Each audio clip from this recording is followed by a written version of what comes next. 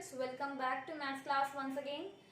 So we have completed chapter number 3rd and previously we have discussed exercise 3.4.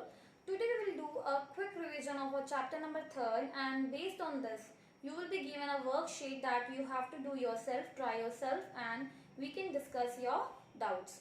So let's begin. Chapter number 3 हमारा था rational numbers. उसमें हमने क्या पढ़ा था? First of all natural numbers के बारे में पढ़ा था. That what are natural numbers?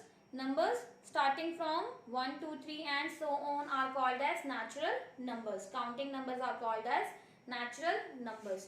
If we include 0 also in this number, अगर हम 0 को भी include कर दें इन्हीं natural numbers में, then these numbers are called as whole numbers. In numbers को हम क्या कहते हैं? Whole numbers. And with the whole numbers, if negative numbers are also included, अगर इन्हीं numbers के साथ हम negative numbers भी include कर दें तो हमारे पास क्या आ जाते हैं? ये integers. These are integers. Now we will study definition of rational number. That what is a rational number? A number which is in the form of fraction और which is in the form of p by q where a denominator is not equal to 0, जहां हमारा denominator 0 के equal नहीं होता. And p and q are integers. p and q both are integers. तो उसको हम क्या कहते हैं? Rational number. What is rational number? Which is in the form of fraction where a denominator is not equal to 0 and p and q both are integers. इसके बाद हमने पढ़ा था what are positive rational numbers and what are negative rational numbers. Positive rational numbers क्या होते हैं और negative rational numbers क्या होते हैं? Positive rational numbers में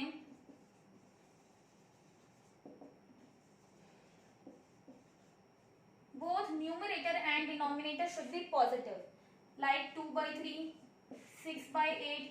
अगर मुझे -2/-3 दे दिया जाए और पूछें कि ये पॉजिटिव रैशनल नंबर है या नेगेटिव, माइनस से माइनस कैंसिल हो जाएगा तो क्या आ जाएगा? 2/3.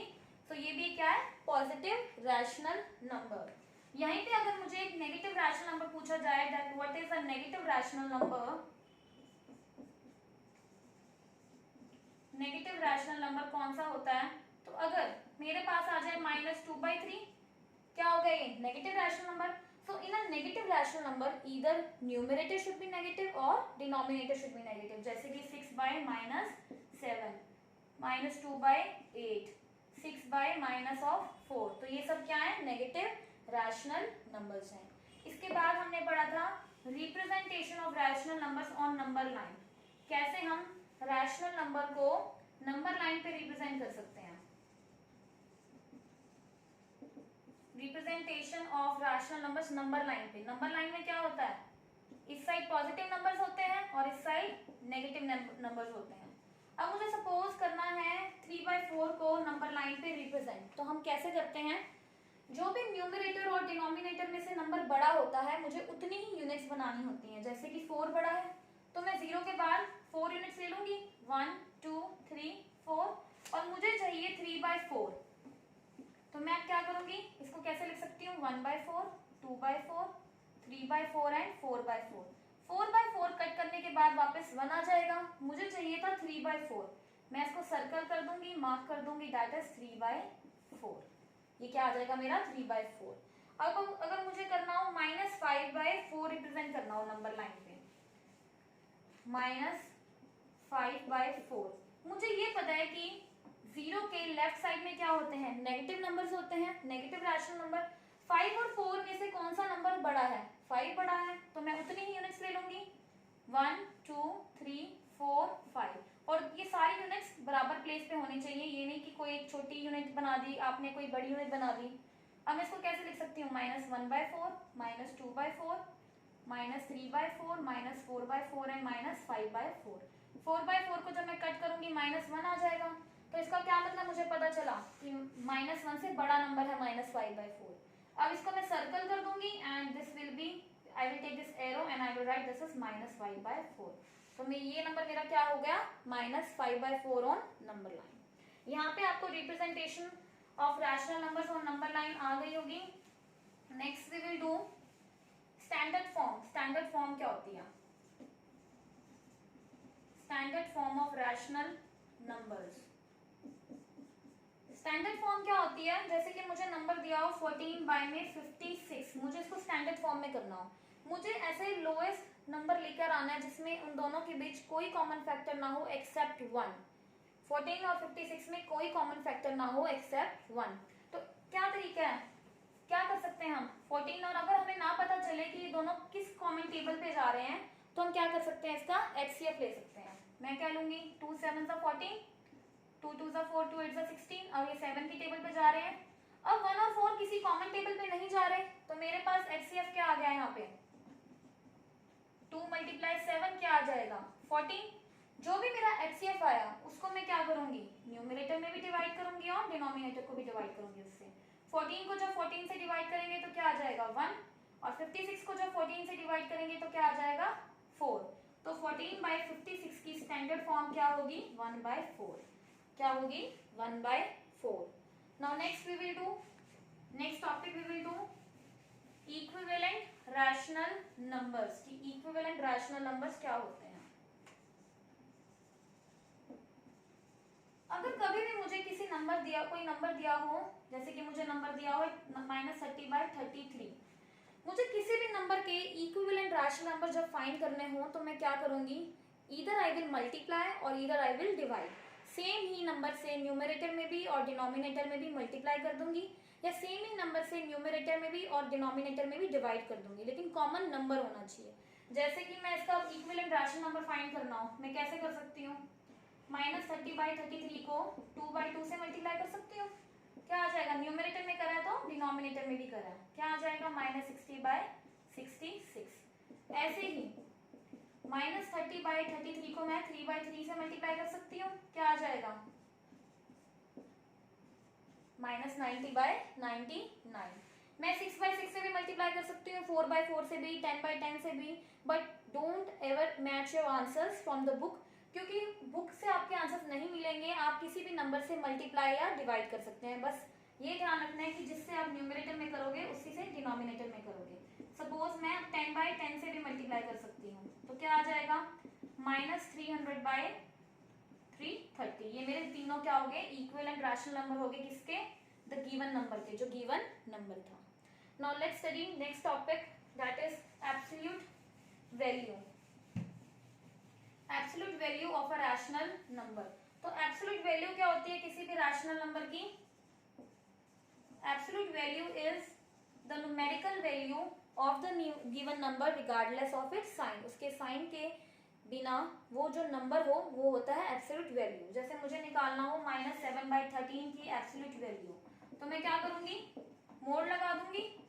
मोड लगाने के बाद इसकी न्यूमेरिकल वैल्यू क्या हो जाएगी, -7 की, सिर्फ 7 लिखेंगे, हम इसका साइन नहीं देखेंगे। ऐसे ही 13 है तो 13 लिख देंगे। जैसे मेरे पास नंबर हो 5/9, इसकी मुझे लिखनी है एब्सोल्यूट वैल्यू, क्या आ जाएगी, मोड लगा देंगे। मोड लगाने के बाद 5 नंबर को एज इट इज 5 लिख देंगे, और 9 को क्या लिख देंगे 9, इसका साइन नहीं देखेंगे, माइनस का साइन नहीं लेंगे, सिर्फ जो नंबर है उसको लिख देंगे बाहर। नाउ वी विल सी, अब अगर मुझे फाइंड करना हो ग्रेटेस्ट नंबर रैशनल नंबर्स में, ग्रेटेस्ट रैशनल नंबर कौन सा है, ग्रेटेस्ट रैशनल नंबर, अगर अब मुझे दिया हो ग्रेटेस्ट रैशनल नंबर, मुझे दो नंबर्स के बीच में बताना हो, -5/-7 एंड 7/-5, इन दोनों नंबर्स में मुझे ये बताना हो कि कौन सा नंबर ग्रेटर है, तो मैं कैसे बता सकती हूँ, I can do cross multiply. 5 को मल्टीप्लाई कर देंगे -5 से, एंड 7 को मल्टीप्लाई कर देंगे -7 से। 5 5 जा 25, मल्टीप्लाई में प्लस माइनस क्या होता है माइनस, 7 7 जा 49, plus minus will be minus. अब मुझे -25 और -49 में बताना हो कि कौन सा नंबर ग्रेटर है, तो मैं कैसे बताऊंगी, आई नो दैट कि नेगेटिव नंबर्स में जो छोटा नंबर होता है वो बड़ा होता है, क्योंकि 0 के करीब जो नंबर होता है वो बड़ा होता है। तो -1 ज्यादा पास है 0 के, तो -1 क्या हुआ, बड़ा हुआ -2 से। तो you have to always remember, negative integers में हमेशा जो छोटा नंबर होता है वो बड़ा नंबर होता है।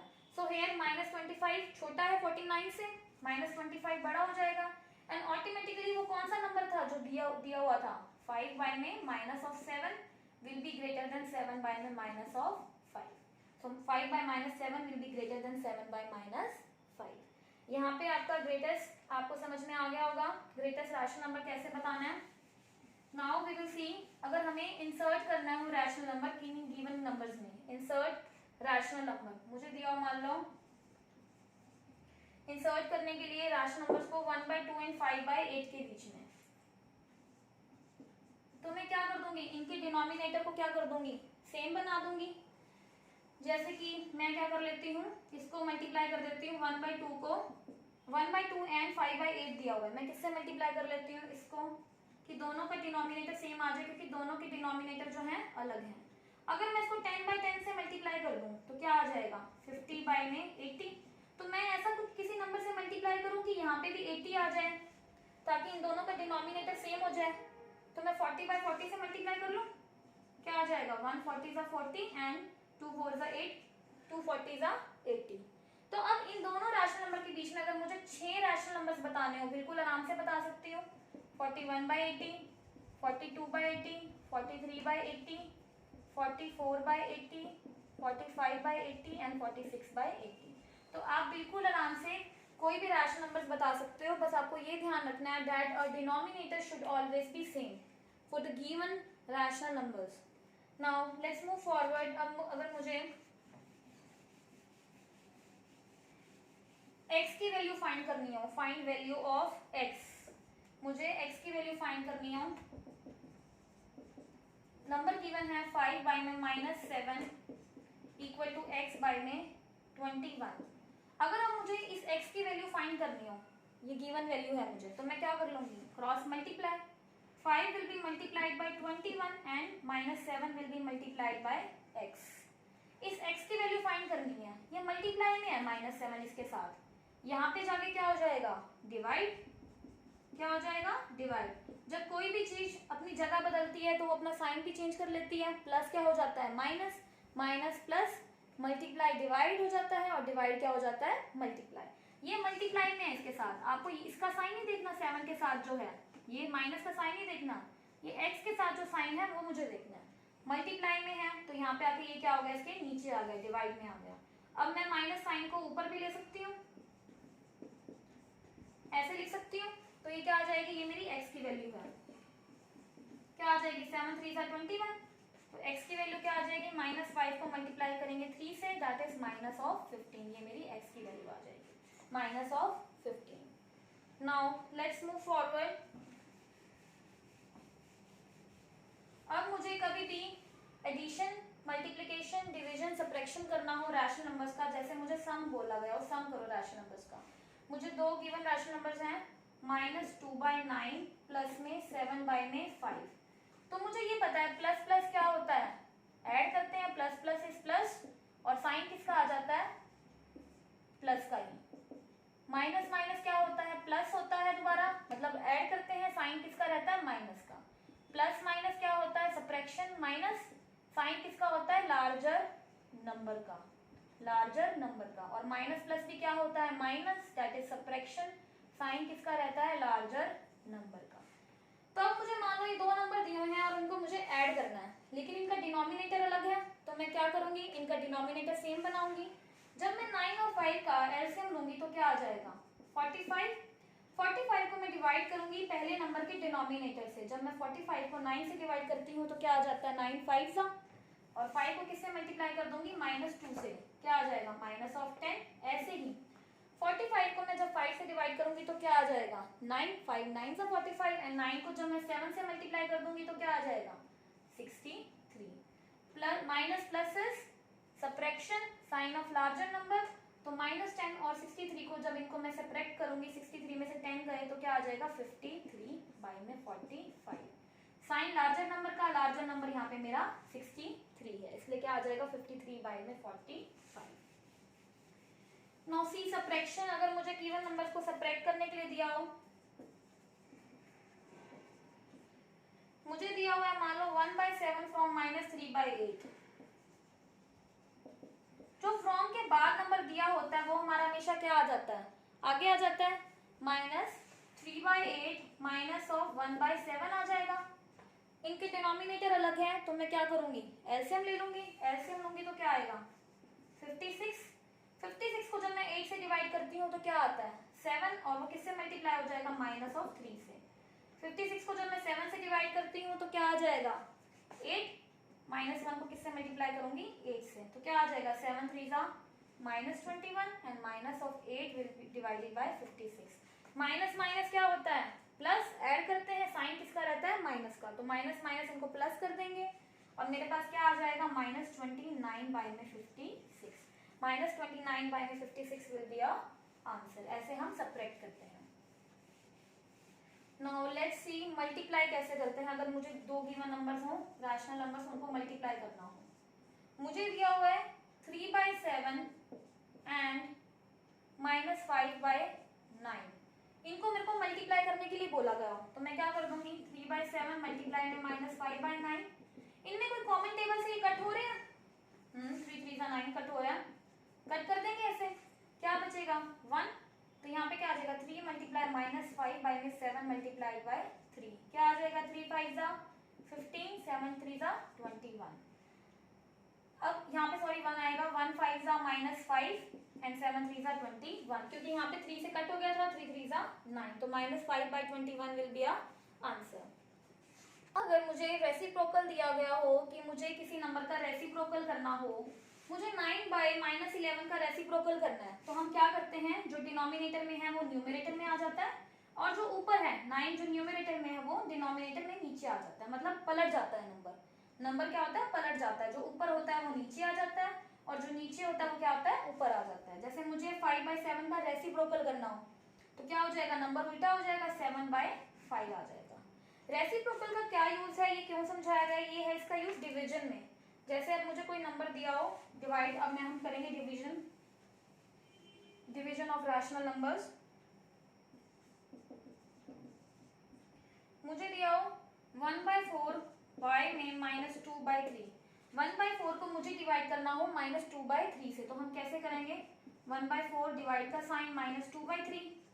मुझे पता है डिवाइड का साइन किस में चेंज हो जाता है, मल्टीप्लाई में, और जो साथ वाला नंबर क्या होता है वो पलट जाता है, वो क्या हो जाता है उल्टा हो जाता है। तो जब वो उल्टा हो जाएगा तो क्या आ जाएगा 3y में -2। अब इसको हम मल्टीप्लाई कर देंगे, 1 3 और 4 मल्टीप्लाई -2, माइनस का साइन मैं ऊपर भी ले सकती हूँ, डिनोमिनेटर में नहीं होता तो क्या आ जाएगा -3 में 8। मेरा क्या आ जाएगा आंसर -3 में 8। Now next additive inverse.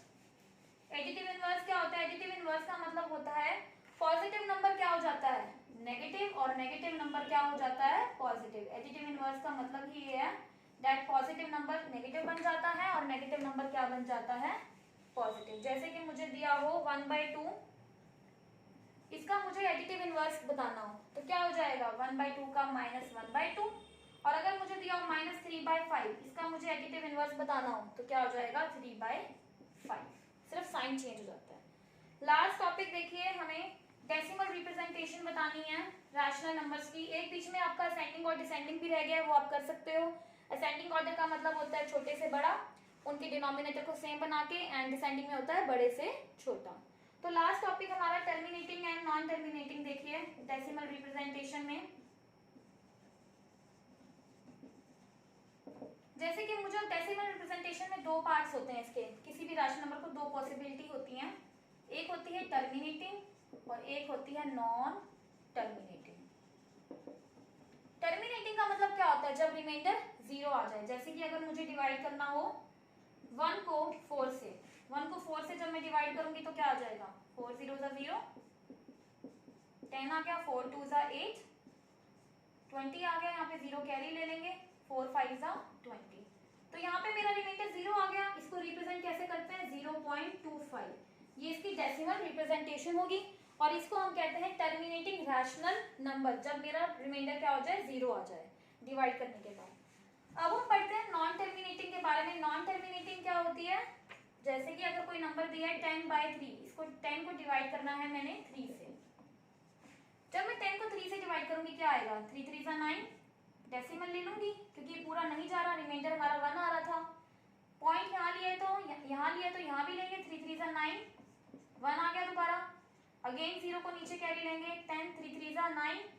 तो मुझे क्या पता चल रहा है मुझे पता चल रहा है जो 3 मेरा जो है वो रिपीट कर रहा है, 3 मेरा जो है वो रिपीट कर रहा है, बार बार 1 आ रहा है, तो मैं क्या कह सकती हूँ, इसको कैसे रिप्रेजेंट करेंगे, इसको हम लिख सकते हैं 3.3 बार। पॉइंट के बाद जो भी नंबर रिपीट होते हैं उसके ऊपर हम क्या लगा देंगे, बार, और इसको हम कहते हैं नॉन टर्मिनेटिंग रिपीटिंग डेसिमल, मतलब रिमाइंडर भी 0 ना आए और यहाँ पे रिपीट भी करे। So here our revision has been done of chapter number 3 very nicely. I hope you have understood this chapter. Thank you.